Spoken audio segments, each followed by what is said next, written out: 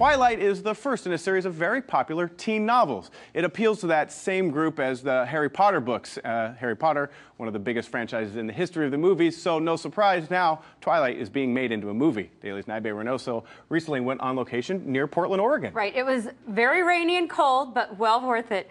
Twilight was the #1 on the New York Times bestseller list for 11 weeks, and the movie follows the story of a teenager named Bella who falls in love with a vampire. I went on the set for this story you'll see only on Dailies.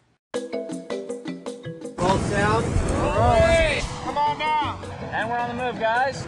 We're on the set of Twilight in Portland, Oregon. Based on the series of books that have sold more than 2 million copies, this vampire love story has all the elements of a modern supernatural tale. You have to be a little quiet because behind me, they're filming the pivotal scene where Bella finds out that the love of her life may be a vampire. Kristen Stewart plays Bella, a teenager who pursues this forbidden love. Like very dangerous for them. It's like could be very, very detrimental to both of their existences, and so it's like a Romeo and Juliet story. They would die for one another.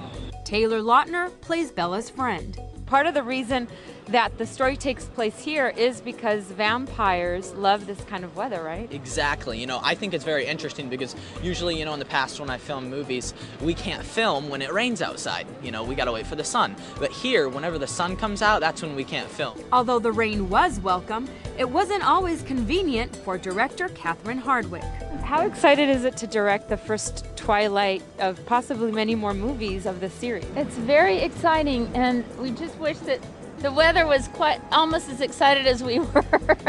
And if that wasn't enough, Hardwicke also had to deal with werewolves. We're not like humans turning into a werewolf. It's like a split second, boom, there's an explosion, you rip through your skin, and you're a wolf. They're not the only ones with a huge appetite. Fans wanting more log on to hundreds of websites dedicated to the book series.